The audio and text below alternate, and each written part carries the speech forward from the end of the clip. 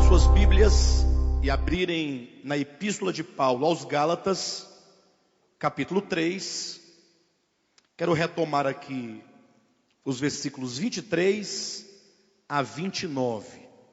Ficamos aí 2 semanas ausentes da quarta-feira, né? E eu já estava com saudade dos irmãos, com saudade dessa reunião tão maravilhosa, tão abençoada. Fiquei também um domingo ausente, foi o domingo passado. Mas vamos continuar, né? Continuar nesse caminho do discernimento da verdade. Na medida em que o nosso entendimento ele se abre para a verdade, na medida em que a verdade vai se esclarecendo e vai se clarificando dentro de nós, nós vamos sendo transformados, vamos sendo mudados. Muitas vezes se questiona muito a questão de como ocorre o processo de crescimento, de como ocorre o processo de santificação, o processo de edificação, e às vezes se espera um processo sobrenatural, como se porventura viesse algo, né, de cima para baixo e te tornasse uma outra pessoa do dia para a noite. E isso não acontece desse modo. O que a própria Escritura diz é que nós somos transformados na medida em que a nossa mente ela vai sendo conformada e vai sendo renovada mediante o conhecimento de Deus, por meio de conhecer a perfeita, agradável vontade de Deus. Então, na medida em que nós vamos compreendendo a verdade, não do ponto de vista meramente intelectual, mas sobretudo quando essa verdade ela entra no coração, ela ganha o nosso coração, ela ganha o nosso ser, a verdade ela passa a constituir assim o nosso ser. E aí nós vamos sendo transformados, vamos sendo modificados, vamos nos tornando uma outra pessoa. Literalmente falando, nós vamos nos tornando uma outra pessoa.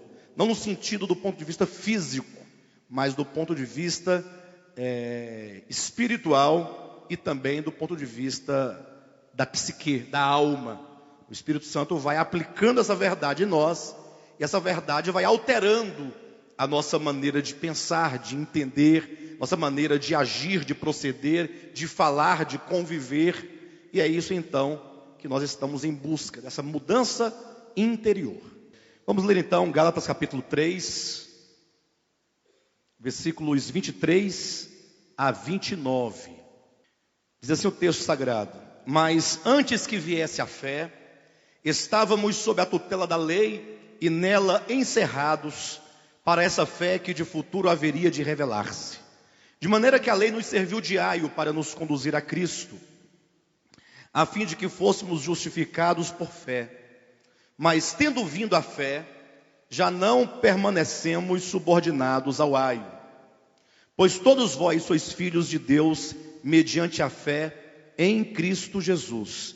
Porque todos quantos fostes batizados em Cristo, de Cristo vos revestistes.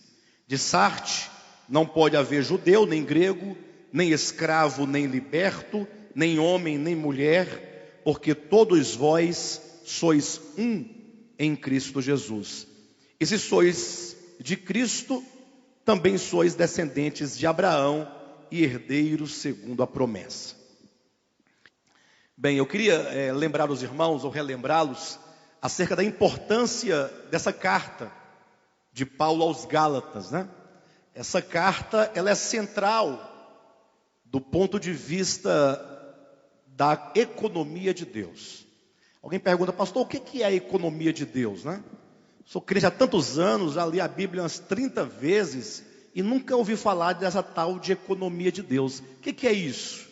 Bem, a economia de Deus é uma expressão, você vai encontrar ela, por exemplo, em 1 Timóteo capítulo 1, versículo 3 e versículo 4, quando lá o apóstolo Paulo diz que Deus, ele cumpre a sua vontade mediante um plano, mediante um propósito. Então, quando se diz de economia de Deus, estamos a nos referir, ou a Escritura se refere, ao plano de Deus que ele elaborou desde a eternidade passada a se cumprir plenamente na eternidade futura.